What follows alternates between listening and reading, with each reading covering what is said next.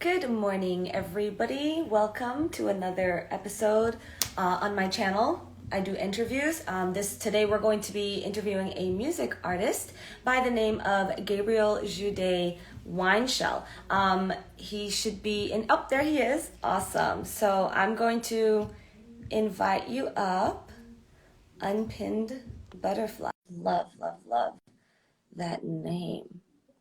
And I want to talk about that a little bit too. Okay.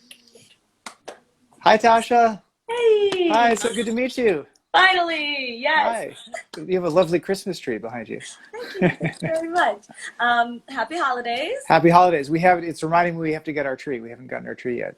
Yeah, I fought for my tree. I said I needed to get it the first day of December, and we got it the third There's day. apparently a supply chain issue that you can either get very large trees or very small trees. But if, especially as New Yorkers, we want that kind of, relatively small and compact tree. It's hard to find.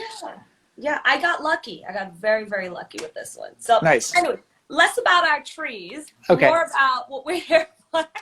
So I just really quickly yes.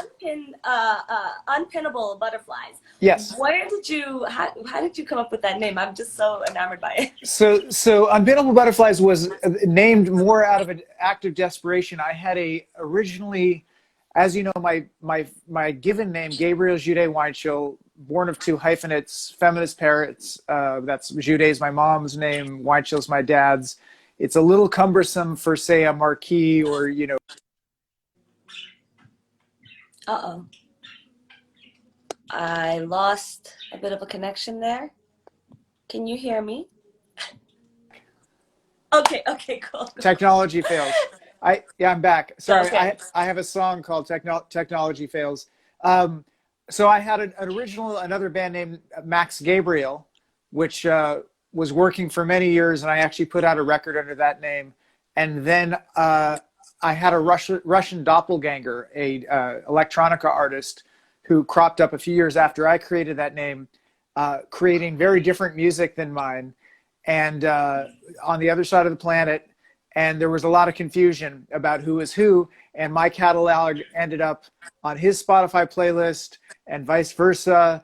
And we both, we had some polite correspondence, and he was writing me asking if I would change my name.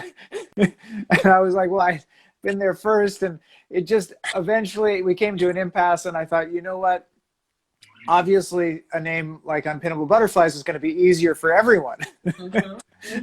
Something simple and easy to remember. But the name originally is from a film friend of mine. I do film work as well. And he had this sort of metaphor of the difficulty of breaking in really in any art form. And he said, well, don't worry, you and us, we're sort of like unpinnable butterflies. We can't be held down. And it was sort of this optimistic imagery and metaphor. And that's where it stuck.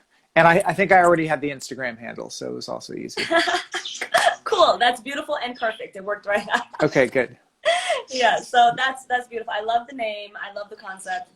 So let's just dive into it. I have a few questions for you. Sure. I want to know, first thing I always ask my musicians, when did you get started? What inspired you to get started? Did you start from a young kid, or is this something that young kid? I was, I lucky enough to have parents who were really encouraging of all of my artistic proclivities. I was one of those kids running around with one of the first video cameras, but also there was always a piano around, and I took violin lessons and was playing guitar with my dad. There was music all around us. So I think it's more like I never stopped playing music. And I didn't really do formal training really until college. I mean, I took those violin lessons, but I find there's always a balance with kids that if you load them up with too much lessons and too much practicing and homework, that it can suddenly make the joy of making music, sort of onerous. And my parents didn't do that. So I think I dabbled in some piano lessons as a kid and didn't really like them. And they were like, fine, just play. And so I always it helped me develop my ear. So I was always good at just sitting down at the piano and improvising on whatever instrument. But it wasn't really until college that I realized that in order to move further, I really needed some theory. So there I was ready for it, and I dove in and I took, you know, several years of jazz theory class, and then also classical theory, and that kind of was really a foundation that undergirded future growth. So. Right. And there's a really great lesson in there for parents, like don't push your kids, all right? If they don't like it, let it go. Don't force them to do anything. And you turned out really well. or listen to your kids at least. I guess some kids are, you know, I have a friend, Grace Kelly, who's this, you know, she was a saxophone prodigy, and apparently as a kid she had such a direct drive to learn the saxophone. And my sense is, you know, I don't know the details of her study, but it sounded like she was in pretty formal study early on because that was such a passion for her. So it depends on the kid, right? Yes. Yeah, absolutely. So if, you know, I always say, like, if you keep bombarding your children with what you want them to do, they might just have an aversion to it. Totally. Yeah, so I've seen it happen many times within even my own family. So it's a good lesson. Anyways, let's moving on. Can we talk about your genre? Can you talk a little bit about what kind of music? Sure. I mean, this is always the easy out, right? You always ask friends, you know, what's your favorite type of music? Everyone says I like all music, but you know, I really do believe, you know, what is it? There's only two kinds of music: good music and bad music. But you know, I was really steeped in the folk canon. You know, Paul Simon, Leonard Cohen, Joni Mitchell, Van Morrison growing up, and then from there, you know, Liz really got into jazz and classical repertoire and a lot more as I aged. So that, I think those idioms kind of work their way through, but I think I ultimately come back to music that's really lyric driven. You know, Leonard Cohen's always a touchstone. I'm a big Wilco fan. But you know, I keep trying to constantly expand my taste, and you know. Mm-hmm. I can hear, I get a little bit of like the storytelling when I hear your music. So that reminds me very much of like country, Americana, like it's a lot of storytelling. So I love that. And I love, I was watching the video, I forget which track it was, but your videos are so interesting to me. Like, thank you. What inspired you to do that kind of format? Often just a kind of scrappy, parsimonious necessity. You know, I didn't have big budgets. And a lot of the last videos were made during the pandemic, so there were also those limitations. So the one for you is we just shot it down the street from me. My wife and I live in Crown Heights, and there's this really beautiful mural there, and I roped her into it. That's her dancing. I saw. That's her dancing. That's Pilar, exactly. And then the one for Sweet Loretta, I was on a shoot for something else. You know, a lot of my income is made just sort of as a mercenary DP. I was on a documentary shoot with some friends. We were out in the woods of Maine, and I brought my 16 millimeter Bolex. So this is, you know, for film people, this is a film camera, not video, which for me always kind of contains a certain romanticism just to be able to shoot in film. It's timeless, it's tactile. And I just roped, you know, everyone on that shoot into it. And then Kate Tucker, who's a musician and a friend of ours, who happened to be in the van with us. She was a producer and actually a talent on this shoot. She was there and she happens to sing on the song, so it was perfect. So it was at the end of the shoot and we were all exhausted and we were in this like industrial town up in Maine, and I just basically, you know, importuned her to jump out of the car and just start running, and we didn't really have a plan. That's perfect. Yeah, exactly. Yeah. That's the best kind, you know? Yeah, so, no plan at all. Sometimes things get over-planned, right? And, you know, over-budgeted. Yeah. That's right. Just improvise, guys. Just improvise. Roll with it. Exactly. I love it. I love it. Next question. What is the overall, if there is an overall message or meaning behind your music that you want to sort of get out to your listeners and your audience? Oh, gosh. Loaded question. Loaded question. I mean, the songs in this last record, in Radio Ocean, I think there's one storyline that's very personal. It's really a record about romantic relationships, particularly, you know, long-term love, how they age, the wisdom that grows from those, I dedicated it to my wife, and I think those songs were, really written often at the beginning of when we first were together, but the record took a while. So there's a lot of the sentiments kind of aged like fine wine, hopefully. And there's that whole through line there of a relationship at different stages. And then there's also, this, I think anyone paying attention can see how chaotic and painful the world is right now. There's really a geopolitical thread, both in terms of economic inequities and geopolitical struggles and the climate change. And, there's some tunes written around the 2008 financial crisis and what was going on with that. So there's always kind of, if it's not even overt, there's always small bits and images from the world around, us that was just kind of seeping in. I guess it's an outlet in a way. Absolutely. Yeah. Just vent, man. Just vent. Yeah. But no easy answers, I think I'm often just incredulous and overwhelmed like a lot of us, especially now, right? Yeah. Speaking of your dedicating the album to Pilar, I have a confession. Sure.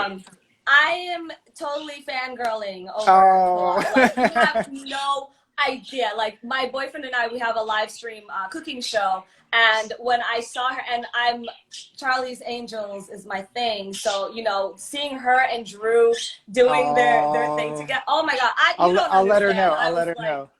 Besides myself. So can you fill us in a little bit on the book and what's going on with her? Well, my wife, Pilar Valdez, Chef Pilar Valdez is her Instagram, is a personal chef for Drew Barrymore. And it's all been a bit of a whirlwind. Few years ago now, she began chefing for Drew, and they hit it off and formed a friendship, and they've just put out a cookbook. It's a lifestyle book with recipes, because it sort of expands on just being a cookbook, called Rebel Homemaker. It came out last month, and they just sort of finished a virtual book tour, and there's been events for that, and it's a wonderful book. And I'm planning to surprise Pilar with cooking some recipes from the book, because I'm sort of the personal chef to the personal chef, because she gets home and she's exhausted from cooking. So I usually am the cook, at least on weekdays. She cooks more on the weekends. And then she's also made appearances on Drew's show regularly as a culinary consultant, and they do recipes together. But I see her all the time. For those of you who haven't seen the show, Drew Barrymore, if you don't know, she's a famous actress. She has a show on what is the name of the show? I keep forgetting. It's on CBS. It's called the Drew Barrymore Show. The Drew Barrymore Show. Simple as that. Oh, wonderful. Yep, easy. Exactly. Easy peasy. Easy to remember.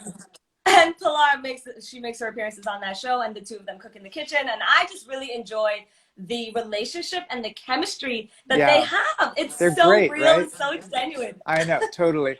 Yeah, and Pilar, I love it. Pilar, and she has said this in interviews. She is a relatively shy person and sort of a behind the camera person, as it were. And this sort of moment just kind of happened spontaneously. And I remember when they were shooting the pilot, this was pre-pandemic, and I was able to sit in the audience, and we had we had rehearsed a little, and she was very nervous, and she came out, and it was like this transformation had occurred. It was like, I was like, who did I marry? Who is this person? Because she was just in there the she whole was time. Radiant and charismatic. I mean, she is in real life. She's radiant and charismatic, but she was able. Not everyone is able to carry that on screen when you have all the cameras and the lights. So she really has I will say she really has a gift for it, and I'm just incredibly proud. You know what that of her. tells me? It tells me that she really loves what she does. Yes. And she's very confident in what she does. Indeed. So it's effortless for her. Yeah. Right? Yeah. She gets in front of the screen and she just has to be herself. She doesn't have to put on an act. She doesn't have to do anything. Yeah. Be herself. She knows her stuff. Yeah. I will let her know. I Yes, entirely please. concur. Yeah. Tell her I'm fangirling. I will. I totally will. Love it. Thank you. And can we talk about your up-and-coming record? It's called Radio Ocean, and that's coming out in September? It has already come out this past September, so it's out. Oh, this past September. Exactly, Okay. but it's out out in the world on all the places. So, you know, all the streaming services, Excellent. Spotify, iTunes, Amazon Music, Tidal, wherever you get your music, you should be able to find it. Excellent. Guys, check out this album. Oh my gosh, check it out, guys. The music is beautiful. Thank you.